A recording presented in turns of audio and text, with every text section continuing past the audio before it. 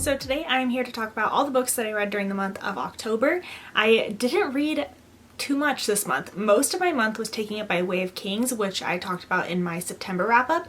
I was reading that up through the 10th or 11th of the month. If you didn't see, I did upload a complete spoiler-filled book chat about all my thoughts about the Way of Kings. I go into like different scenes and different plot points and characters and everything which I thought about it. I'll have that linked up above, so if you have already read Way of Kings or you would like a little refresher before with Rhythm of War, make sure to go check that out. It's the first time I've ever done like a spoiler book discussion, so it was kind of fun to do. I didn't really read very much else. I listened to one audiobook and then I read 2 physical books and then a bunch of graphic novels. So the last weekend of the month I did a little graphic novel readathon just like by myself because I had so many that I needed to get through on my shelves. So I just kind of like knocked a bunch of those out at the end of the month, and it was kind of nice because I had spent the whole month reading pretty much just 2 books. I was pretty happy with my reading month overall, even though I didn't read as many books as I typically do. I'm pretty much expecting that since I have kind of transitioned into reading a little bit more of longer, denser books. Because I didn't read very many this month, I'm not going to do like my favorite and my least favorite, but I think it will be pretty obvious going into my discussion which was my favorite and which was my least favorite. I'm going to start out talking about my audiobook that I listened to this month so that I don't forget about it later, because if I don't have the book physically, I almost always forget about it. So that was I'll Be Gone in the Dark by Michelle McNamara. This is a book about the Golden State Killer. It was published, I think, in 2016 or so. And since publication of this book, the Golden State Killer has actually been caught, and sadly the author of this book had dedicated so much of her life and her professional career to researching and to trying to find this man, and she never was able to, and she very sadly passed away very young around the time that this book was published, so she never got to see him brought to justice. But she did a fantastic job of chronicling this man's crimes. It was one of the best true crime novels that I've ever read. Even if you're already familiar with the case, I still would highly recommend this book. I was personally pretty familiar with it. I still think that this book was so well done that I would recommend it to even my other true crime junkies that are out there.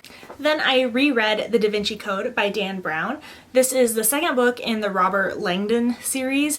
I read this book quite a long time ago, probably around 2010 or so quite a while ago. And I haven't read any of Dan Brown's books since then. I did like a huge binge of his books at that time, but never revisited any of them until now. And sadly, I was a little bit disappointed by this. I ended up giving this a 3 out of 5 star, and there was just a lot that I just didn't really connect with. Learning about the different parts of history was really interesting. Definitely the highlight of this book for me and the reason why I gave it 3 stars.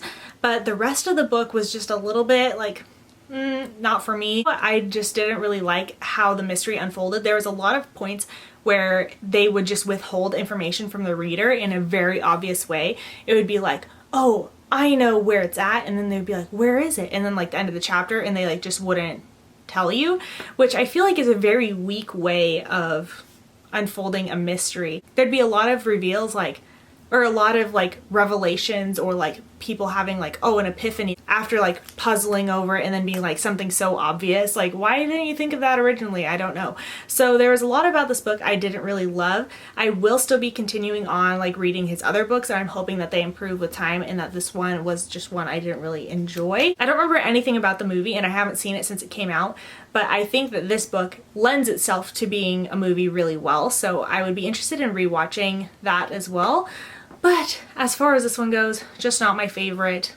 Didn't really love it. 3 out of 5 stars. Then the other physical book that I read this month was Dark Age by Pierce Brown. I finally got around to it. I'm so excited. Where to even start with this book? I just don't even know. I feel like I was completely destroyed by it. This is the 5th book in the Red Rising series. I hesitate saying that it is my favorite because it was the most emotionally traumatic, stressful book I've ever read. It completely like tore me down.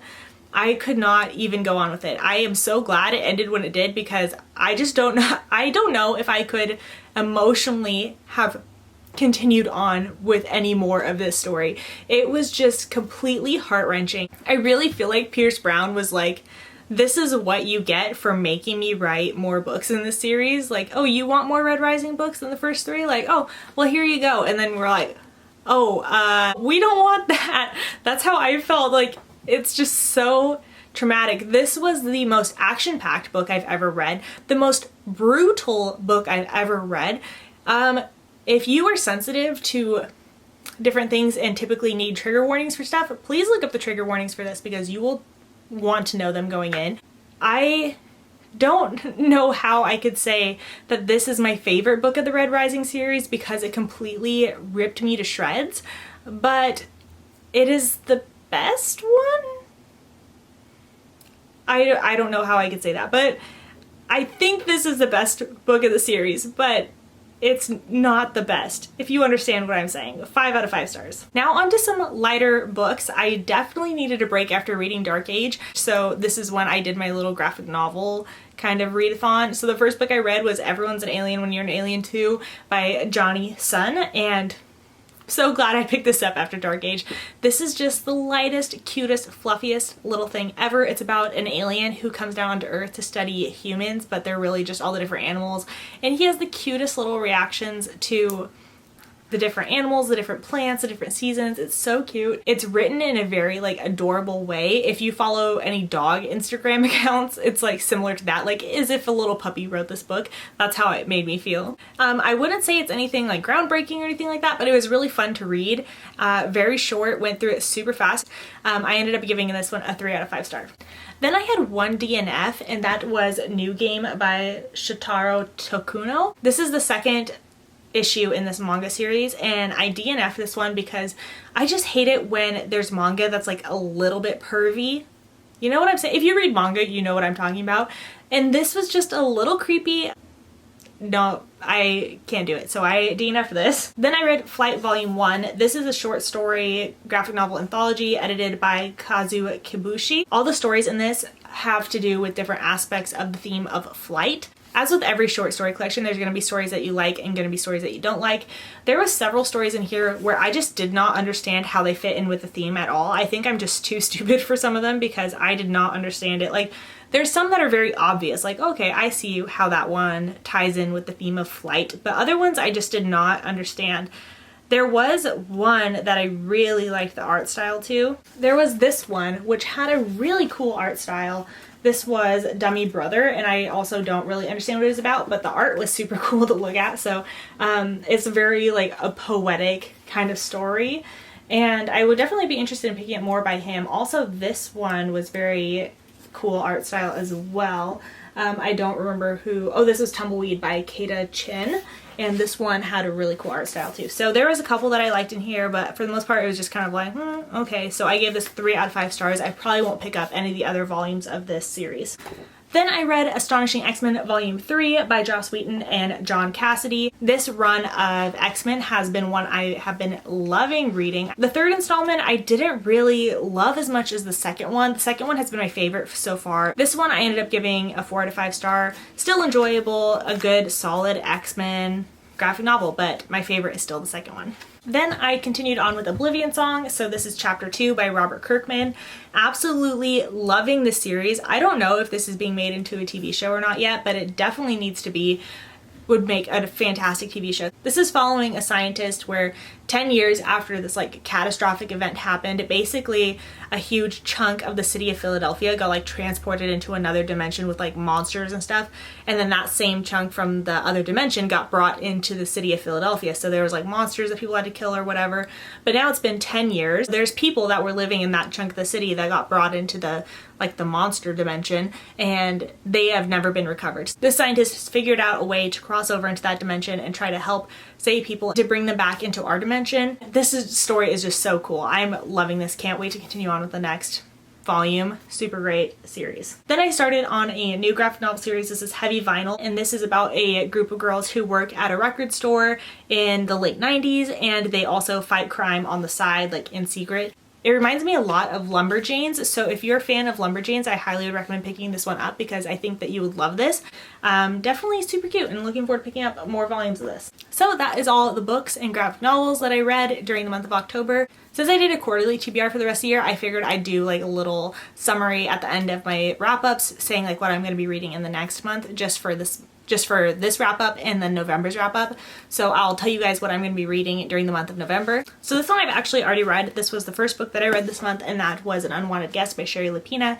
This is following a group of guests who are at this like really remote, very vintage, antique, boutique hotel, and the power goes out and murders start happening. I will tell you guys, I enjoyed this one. Looking forward to talking about it at the end of the month. Then currently I am reading The Blade Itself by Joe Abercrombie. I am still really early on into this. I think I'm only about 50 pages in. I've also got another thriller on my TBR, and that will be Every Last Secret by A.R. Torre. I don't really know too much about this, but I think it has to do with like a neighbor getting obsessed with their other neighbor, some sort of domestic thriller thing. I also would like to do my reread of The Perks of Being a Wallflower this month by Stephen Chbosky. This is like in my top 3 all-time favorite books, so I reread this one every year. Looking forward to that. Then 2 long books I've got on this TBR, first one being Abaddon's Gate by James S.A. Corey. This is the 3rd book in the Expanse series. Definitely a chunker. Hoping to get to this one. I'd like to read some sci-fi this month. Then lastly, I've got The Shadow Rising by Robert Jordan. This is the 4th book in the Wheel of Time.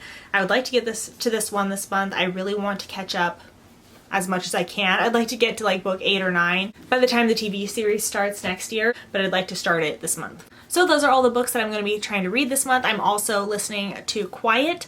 I don't remember the author of this, but this is an audiobook about introverts. Then I also have Stamped from the Beginning that finally came out from hold from the library, so I'm going to be listening to that this month as well. So those are all the books that I'm going to be trying to read this month. Those are all the books I read last month. If you have read any of these and you'd like to share your opinions, please leave them in the comment section down below, or let me know which books you are most excited to hear my thoughts on for November. Make sure to subscribe to my channel down below. I looked at my YouTube insights, analytics things the other day, and it said that 60% of the people who watch my videos aren't subscribed to my channel, so please subscribe to my channel if you'd like to see more content from me in the future. But thank you guys so much for watching, and I'll see you in my next one. Bye!